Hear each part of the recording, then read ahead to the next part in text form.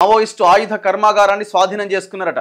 ఛత్తీస్గఢ్లో గుర్తించిన భద్రతా బలగాలు మిషనరీ, పేలుడు పదార్థాలు, రాకెట్ లాంచర్ రెడీ చేసే పరికరాలు దొరికినాయట. నేను అనుకోవడం ఉన్న డెడ్ లైన్ కంటే లోపట్నే మూసేస్తట్టు కనబడుతున్నది పరిస్థితి చూస్తుంటే.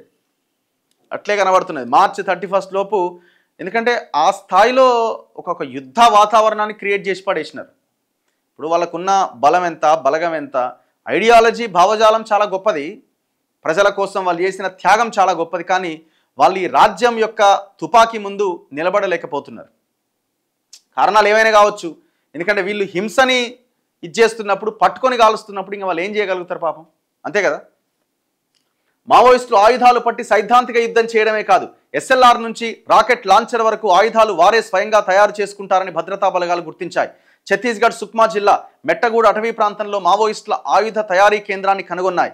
అక్కడ భారీగా ఆయుధాలు తయారీకి వాడే మిషనరీ, పేలుడు పదార్థాలు, రాకెట్ లాంచర్ల తయారీకి వాడే పరికరాలు స్వాధీనం చేసుకున్నాయి. గతంలో కూడా మావోయిస్టుల ఆయుధ కార్ఖానాలను బలగాలు గుర్తించినా ఇంత సాంకేతిక పరిజ్ఞానం ఉన్న కర్మాగారం కాదని బలగాలు తెలిపినాయట. సో దాన్ని గుర్తించి దాన్ని ఖతం చేసి పడేసినారు.